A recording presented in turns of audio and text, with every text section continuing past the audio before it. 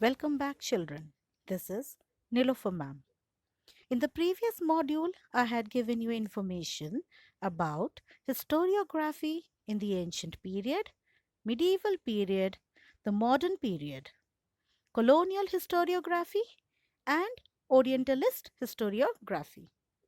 In today's module, I will be providing you information about nationalistic historiography and historiography in the post independence era.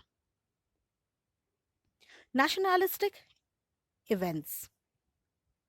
The writings of Indian historians who were trained in the British education system show an inclination to restore the pride in the ancient glory of India and the self esteem of the Indian readers. That means, even though the Indian historians were trained, that is, educated in the British educational system, they wanted to restore, that is, re-establish the pride in the ancient glory of India and also the self esteem, that is, self respect of the Indian through their writings. Their writings are known as nationalistic historiography. Nationalistic writings in Maharashtra were inspired by Vishnu Shastri Chiplunkar. He criticized the prejudiced history of ancient India written by the Britishers. That is, he had an adverse opinion about the history of ancient India written by British officers. He did not accept the way they had portrayed the Indian history. The nationalistic historians tried to seek the golden era of Indian history. That is, the nationalistic historians, they tried to throw light on the golden era of Indian history.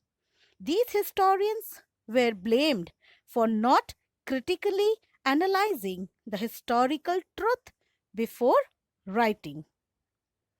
Now, Mahadev Govind Ranade, Ramkrishna Gopal Bhandara, Vinayak Damodar Savarkar, Rajendra Lal Mishra, Ramesh Chandra Majumdar, Kashi Prasad Jaiswal, Radha Kumud Mukherjee, Bhagwan Lal Indraji, Vasudev Vishnu Mirashi, and Anant Sadashiv, Altekar are the names of some renowned scholars among the nationalistic historians. Rajvadi is well known for his writings in Marathi on various subjects like history, linguistics, etymology, grammar, etc. He was of the firm opinion that we should write our own history. That is, he strongly believed that the Indians should write their own history. He compiled and edited 22 volumes of Marathanchi Itihasachi Sadhane. He wrote very scholarly prefaces to each of the 22 volumes. That is, in the preface of his volumes, he stated that history is not only the stories of the past, it includes all the aspects of the society. That is, he stated, history is the all inclusive image of the past societies. It does not include only the stories of political images, conspiracies, and wars for seizing power. He insisted that history should be written only using the authentic documentary source, means we should have authentic, that is, genuine sources. The nationalistic historiography helped in triggering of the independence movement of the Indian people against the British. That is, the nationalistic historiography helped in igniting the spirit of nationalism in the Indian masses and motivated them to fight against the Britishers. In this aspect, the book, The Indian War of Independence, 1857, written by Vinayak Damodar Savarkar, is of great importance. The nationalist historiography provided a momentum to the writing of regional histories too. As a result, the attention of historians was drawn to the geographic conditions and history of South Indian regions. That is, nationalistic historiography also inspired the Indian historians to write regional history, that is, history of the regions, and this attracted their attention towards the geographic conditions and the history of South Indian regions, that is, all the regions of southern India. Justice Mahadev Govind Ranade has explained the background of the rise of Maratha Empire in great details in his book, The Rise of Maratha Power. That is, he has explained very clearly how the Marathas came into power in his book. According to him, it was not like a suddenly erupted forest fire, but the ground of it in Maharashtra on the social, cultural, and religious levels was getting ready over a prolonged period. That is, the rise of the Maratha power was not an overnight achievement. Means suddenly it didn't come up, and that it had taken a long span of time, a long period of time to achieve it. Human history is defined by time and space. Describing any event necessitates that the final portrayal should be spread on the complete canvas of the given time and space. That is, to describe any event, it is necessary that we bring to light the authentic events, that is, the genuine events that took place at a particular time and place. Only if a balanced combination of the three factors, and the factors are time, space, and personalities, is present, then only an event does qualified to be called so. And this was stated by V.K. Rajvadi. Marxist history. The concern for the means of production, modes of production, and the industrial relations were at the center in the writing of Marxist historians. That is, so there were three major factors that centered the Marxist historians, and they are means of production, modes of production, and industrial relations. Accordingly, to analyze the impact of every social event of significance has remained the basic theme of Marxist historiography. That is, basic theme of the Marxist historiography was to critically analyze, that is, to find the positive and negative aspects of every significant, that is, important social event that used to take place. Now, Marxist historians in India studied the transitions within the caste system. That is transition, that is the transformation, that is the changes within the caste system. Among the notable Indian historians who adopted Marxist ideological framework, scholars like Damodar Dharmanand Kosambi, Comrade Shripad Amrut Dange, Ram Sharan Sharma, Comrade Sharad Patil have contributed notably, means their contribution is noteworthy, very important, has great value. Comrade Dange was one of the founder members of the Indian Communist Party. Primitive Communism to Slavery, the book written by him, represents Marxist historiography. That is the ideologist of Marxists. Subaltern History. The seeds of subaltern history are found in the Marxist historiography. That is, The basic ideology of subaltern history lies in the Marxist history.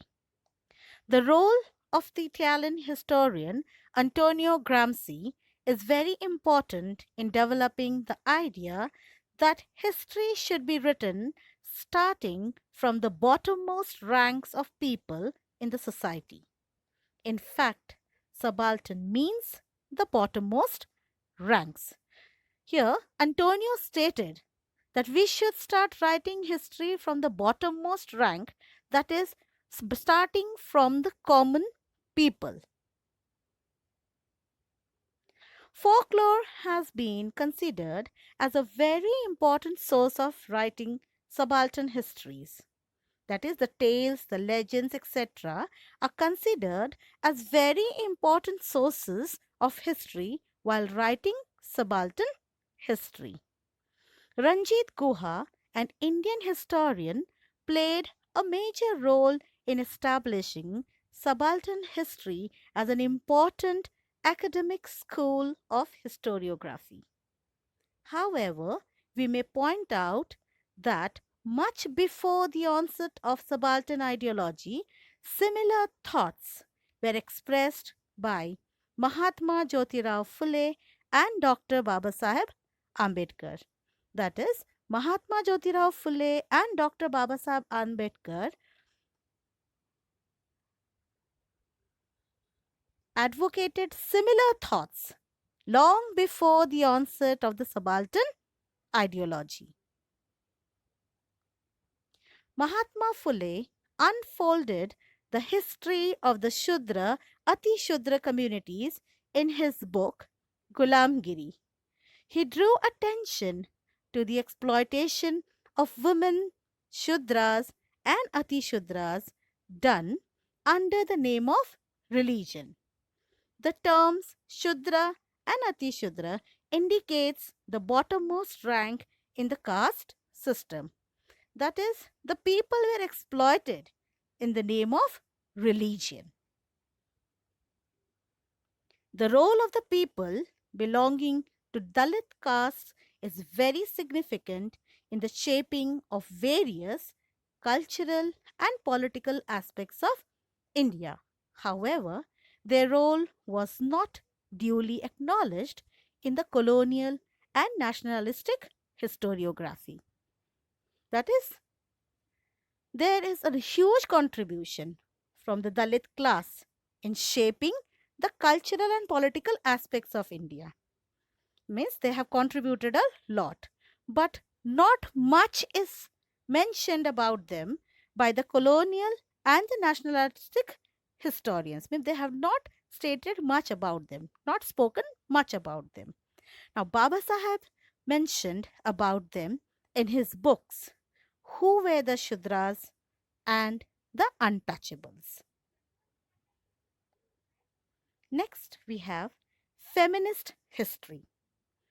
Over a significant period of time, mainly male scholars were involved in the writing of Indian history. That is, mainly the male scholars. Okay, the male scholars were writing history. As a result, the role and achievements of women in history remained neglected. Now, to bring this situation to light, the feminist historians had to face many difficulties. Means as they were neglected, their achievements were not acknowledged. So when they wanted to bring this to light, they had to face many difficulties. It had compelled the people to rethink about the position of the people, that is specifically the women, in the society, and also write down about them in the history. Among women authors writing about women in 19th century CE, Tarabai Shinde was the foremost one. Means she was the beginner. She wrote attacking the male dominant social system and the caste system. Means she attacked directly the male dominated social system of our country and the caste system, that is the upper caste and the lower caste. Her book Stri Purush Tulana, published in 1882, is acknowledged as the first feminist book in India, means first female, okay, a book, a historical book written by a female. In 1888, the book written by Pandita Ramabai was published, entitled The High Caste Hindu Women. The feminist literature of the post independence era concentrated on the issues like employment of women, treatment meted out to them at their workplace, their right to political equality, etc. So, the main issues were employment of women and treatment given to them at their workplace, how they were treated at their workplace where they used to work, and their right to political equality, means political equality. They were seeking for political equality.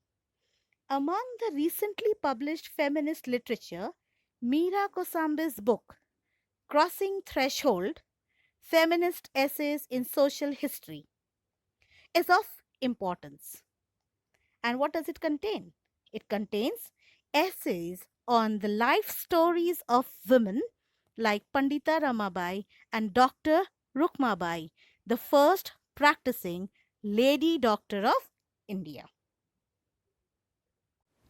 A lot of literature is available unfolding the viewpoint of Dalit women in Maharashtra. Means we have lot of journals, okay, where we can find the viewpoint of the Dalit women. Dr. Sharmila Rege's work is noteworthy.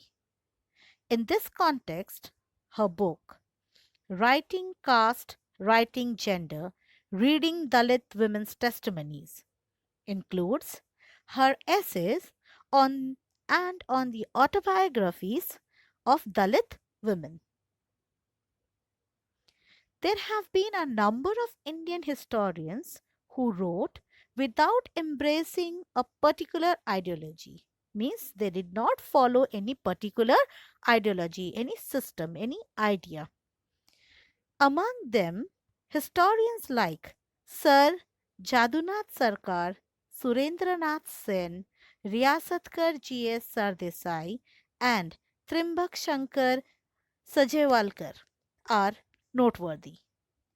In the recent times, historians like Yashwant Dinkar Phadke, Ramchandra Guha, etc., have contributed extensively to the historiography of modern India. Means they have helped, they have taken a lot of initiative in writing the modern historiography of India.